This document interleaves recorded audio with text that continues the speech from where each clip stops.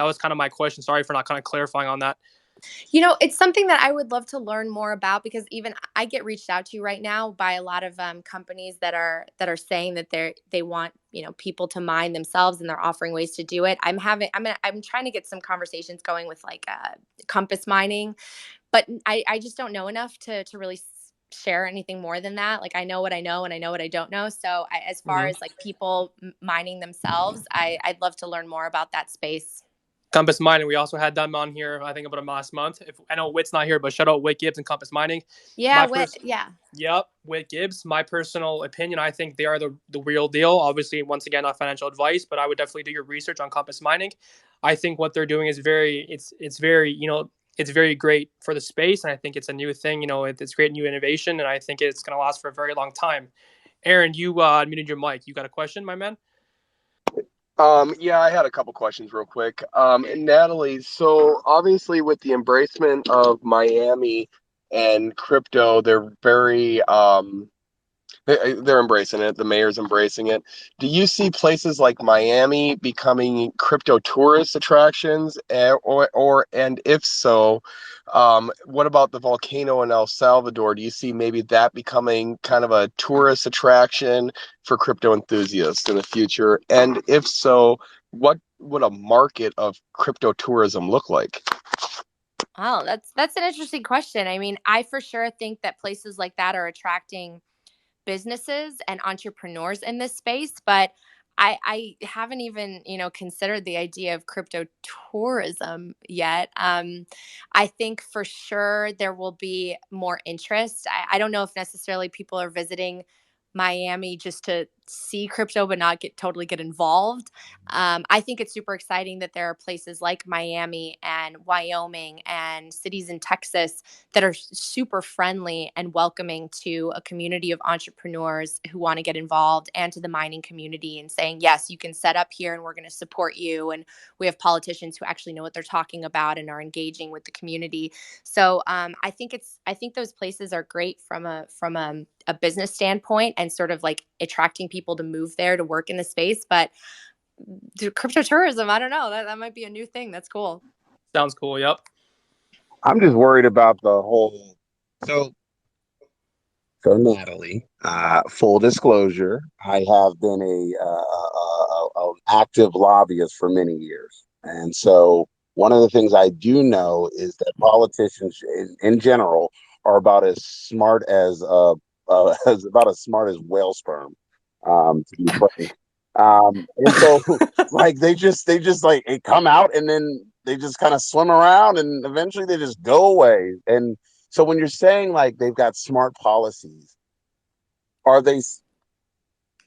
Sorry about that. I was getting a call. Are they smart policies or politicians because they're engaging crypto community, or are they smart politicians and political figures because they understand finance? Like I think those are two different things that sometimes get mixed together.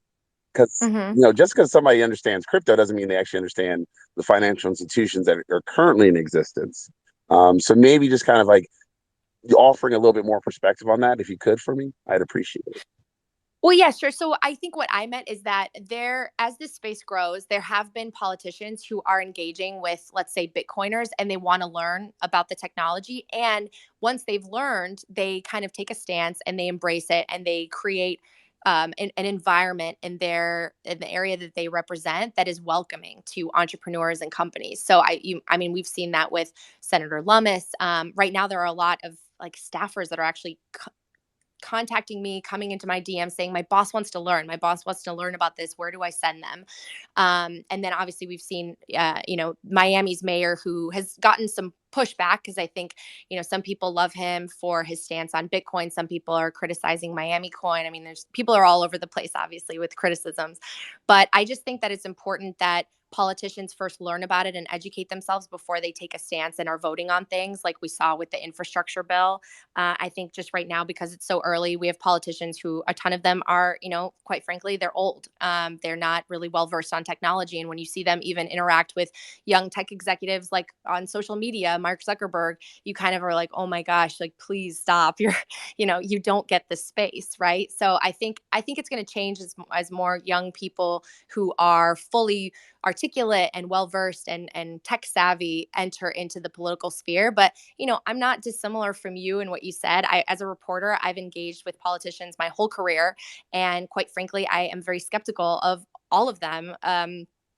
Regardless of what party. And what worries me is, like, we obviously have a system where election money is very important, campaign money is very important, and people have to seek donations from companies, and all of a sudden you don't know whose pocket someone is in, and that really concerns me. And so I just think that education is really important, and I'd love to see more politicians sort of engage and learn about the space, so that they don't just sit there and regurgitate false narratives and take a stance like maybe Elizabeth Warren has, or President Trump has. Both of them, they're both kind of coming against cryptocurrency, and I don't think either of them really understand it. Well, we're talking about two people in their mid-70s, mid to late 70s, that are just Yeah. totally like it's almost like the guy who said that the internet was a bunch of tubes, and then you just kind of stop and go, no, that's not how it works at all.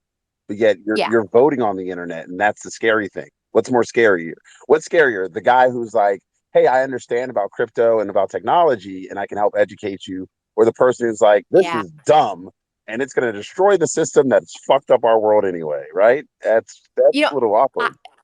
I love, like, one of the things I love is seeing how media has reported on technologies that have come to, be an everyday part of our lives. Like, I remember tweeting about a month or two back how the New York Times covered the Wright brothers airplane, and how they said it was going to take like 1,000 years for them to figure out the same physics as a bird and be able to take flight. And then like a week later, the Wright brothers flew. And then I posted today the Barron's article that Jeff Bezos posted, where the cover was Amazon.bomb, and they said that Amazon was just doomed to fail. And look at Amazon today. And so like Bitcoin's kind of the same, and people who are naysayers, it's just funny to me. It's like, well, clearly, I don't know if you've done all of your homework. I don't know if you just don't get it, but I think it's really comical to look back 10 years and see some of those headlines and just how off base they were.